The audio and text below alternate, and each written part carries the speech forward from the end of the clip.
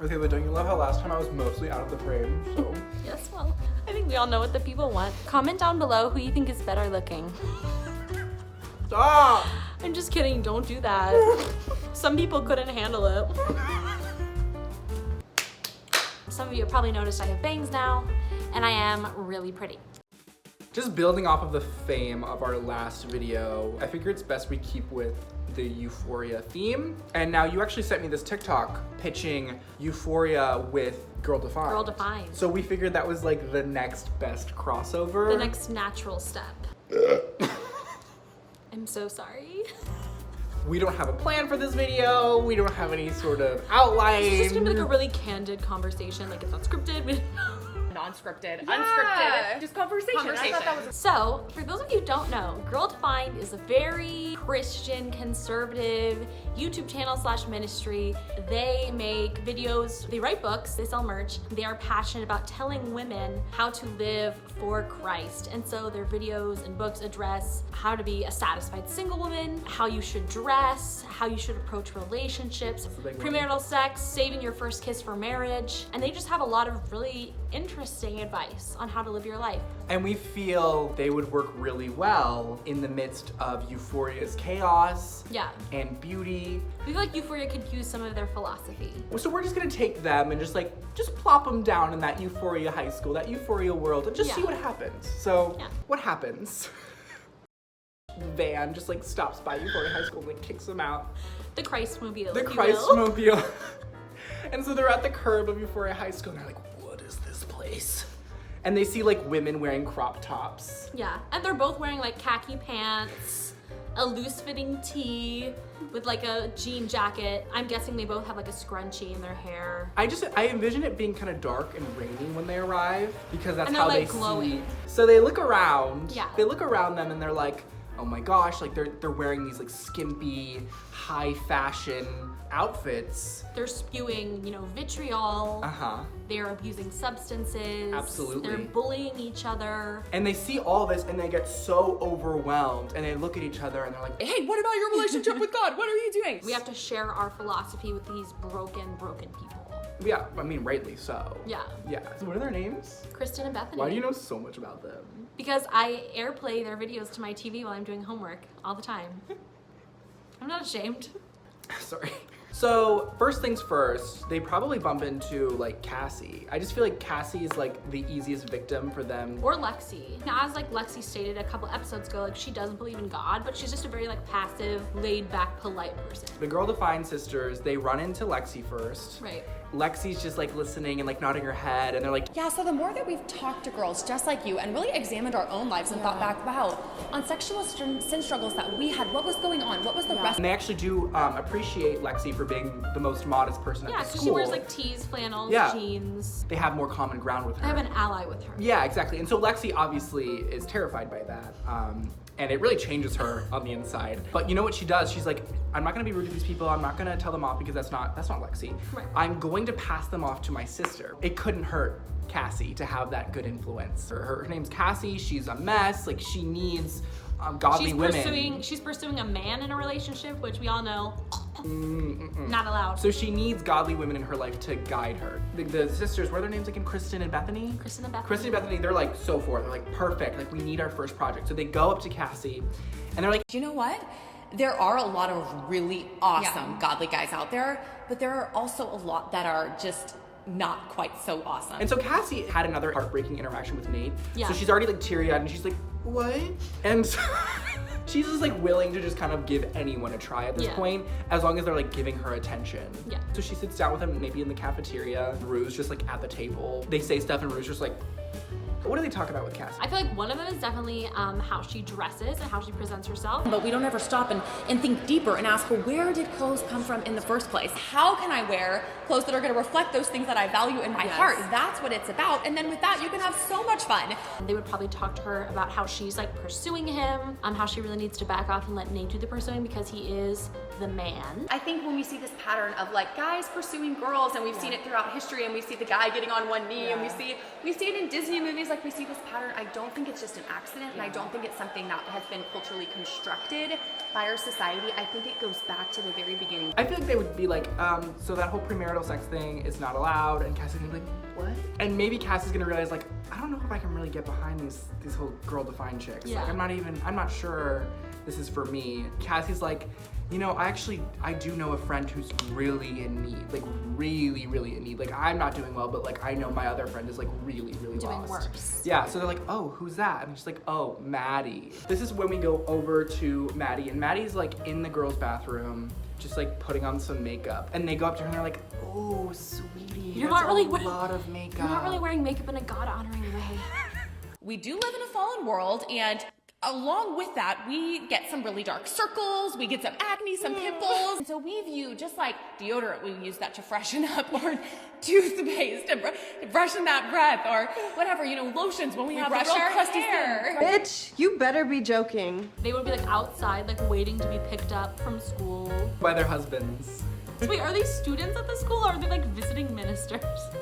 They're visiting ministers. They got kicked out of the Christ you're right. Mobile. Okay, it doesn't matter. Anyways, and they see Nate's dad comes to pick him up, and they see Nate's dad, and they're just like, Now that is a kind of manhood that we should champion. That is a kind of manhood that we should promote. he is leading his wife, he is like giving off a good example for his sons, and then they slowly develop an obsession with Cal and how he is as a family man. That's true. So they definitely like follow him back home. Yeah. Like they go up to Cal as he's walking into his house. They're like, We had to acknowledge the fact that masculinity and manhood have been used for so much evil. they ask him all these questions, and obviously Cal is a lot of things. So he's a little confused. He's a little taken aback. He's used to people Fake. mistaking him Yeah. for who he really is. Yeah, so he goes along with it. And then that's when they meet Nate, and they want to talk to Nate. They want to hear Nate's side of things because they realize, like, you know, women can just, like, so easily stray. Lead men astray. Yeah, that's true. So Tempt them to do things that men don't actually So they're like, who was it? Who was it that truly tempted you? Was it Cassie in her dress? Was it Maddie in her makeup? Nate's like, it's actually like, it's really hard for me, just like being all around all these complicated women. So they're like, Wait, allow God to work in his own timing. Nate sees that as a wake-up call, and he's like, God's timing, that's right. God's timing is right now. So Nate runs over to someone's house. Very suspenseful, it's a big moment. It's like, he's gonna pick. He's finally gonna choose. And he chooses Lexi's mom. He chooses Lexi's mom, Lexi and Cassie's mom. He realizes, like, I always forget that they're sisters. it's been her all along. All these childish women have been leading him astray. So Nate goes over, professes his love to Cassie's and Lexi's mom, and she's just like, whatever, like, I'm already tipsy, so it doesn't really matter. And so she goes for it, and she lunges after him, and then all of a sudden the Girl Defined crew, they like step in, and they're like, stop, before you do something you're gonna regret. That's premarital sex. And he's like kind of shocked. This is where we draw the line. Men are the problem. Men are the issue. Let's get rid of men. Masculinity. Kind of a blanket statement over all men. overall, in general. And they start like picking up like random objects and like throwing them at him. And they find like a sledgehammer and they just start like swinging it at him. So they kill him. They kill him, and it's just like, it's really disappointing. It's violent. It's bloody. It's unapologetic. It took them a little while, but they finally realized Nate was a part of the problem. They would have to go back to Maddie and Cassie and like break the news, right? Yeah. And they're like, and they "Girl." do this by like hosting a Bible study. They host a Bible study, and they tell Maddie and Cassie that it's like, The Bible study is on the importance of like forgiveness. and it's in like an abandoned parking lot, so they tell them that it's like a rave. Okay. So Maddie and Cassie get this random invite to like a rave, and then they walk in and they realize it's just the two girl-defined women sitting in foldable chairs, like in this Holding empty parking Bibles, lot. dressed And they're in like, jean jumpers. and they're like, ladies, please have a seat. Just want to have like a really candid discussion with you. I'm sorry, this is so down to earth and casual, y'all. We're just having way too much fun with y'all. And so they're like, what's happening? And they're like, Freedom is only found when we speak up and are actually honest about our sins. That's when we can find help. and that's when Maddie and Cassie are just like, are really confused. There's a lot of emotions in this. And they're like, who are these two random Christian chicks who just came to our high school and murdered our boyfriend? Yeah.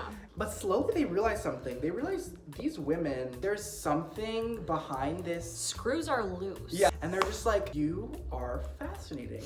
So this is when they make their play. They're like, okay, you killed our boyfriend. We can handle that. We can deal with that. Yeah. Now what we're going to do is we're gonna have you over for a little slumber party. We wanna get to know you. What's going on with you? Slumber parties in Euphoria versus Christian girl slumber parties are massively different.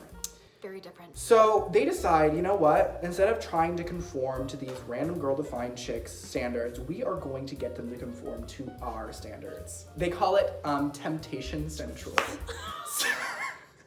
Temptation Central. So they have like a circular table in the middle of the slumber party room. Yeah. And it's just like each like little, like on each section of the table is like a different temptation. They spin the temptation circle wheel and it lands on gluttony, of course. And I mean, gluttony's like a nice safe starter. exactly, which I'm like, okay. And the girl-friend girls are like, okay, like It could be worse. That's not that bad. So they do a mukbang. They do a mukbang. What they don't realize is that the orange chicken they're eating has been spiked. Orange chicken. And so they Courtesy realize of Rue. that suitcase. They're talking about their struggles with reading and illiteracy. That's their biggest secret, that they're like dyslexic. No, it is! Okay. And they start sobbing and the girls are like, wait, there's nothing, what's happening here? They tackle them stomach first to the ground. Right. And the girl-defined girls like turn their necks all the way around. And then they start floating up into the air.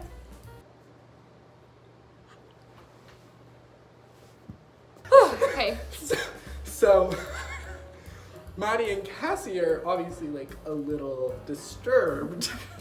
And that's when they realize that like no one else has any memory of the Kristen and Bethany being at their school. It's just Maddie and Cassie.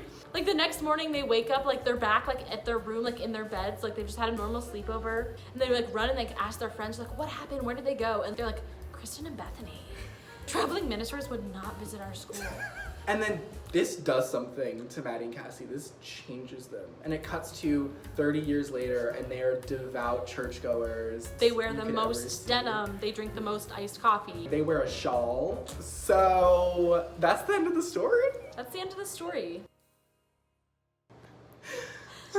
And this video will have lots of like really funny clips and like edits in it. Why are you telling them that if they've already seen the video? This is the end of the video. I'm just like trying to like reassure us.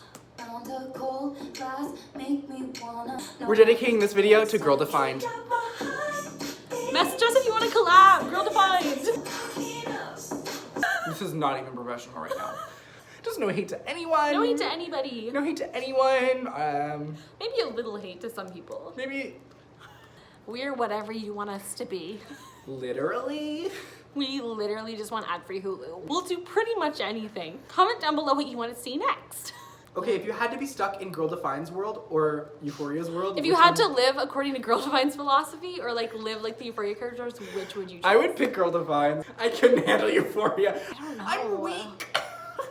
That's a hard Okay, but question. like being in a room with Nate Jacobs, who's playing Nate Jacobs like unironically, I feel like you would just implode. I feel like an organ would rupture and you just. Because I would be so attracted to him. Okay, that's. I'm only You need to human. get some guts. You need to stand up for your fellow females. Punch him. Punch him right in the face. That wasn't me. That was a ghost. You literally have no proof. That was the Girl Define's ghost. I feel their presence. Okay, but seriously, like, what would it be like if they just watched this video? Like how they react. Yeah, would we be embarrassed? What if they made like a really angry response? They're like, some of you guys have been putting us in this TV show called Euphoria, and I don't really know. Well, maybe they'll watch the first episode to like see what we're talking about.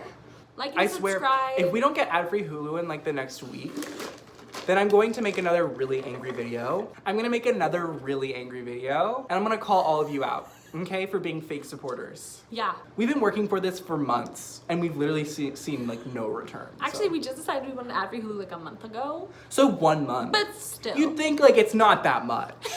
It's just like, It's not that much to ask. yeah. This is Danielle and Audrey signing out. Edgy Danielle and Audrey signing out. Yeah. Thanks for like and subscribe or whatever. Fake fans. Comment down below if you think I'm pretty. You won't. We need to turn this camera off. It's dangerous. Bye, you guys. Bye. We love you. Thanks for watching. We take back everything we just said.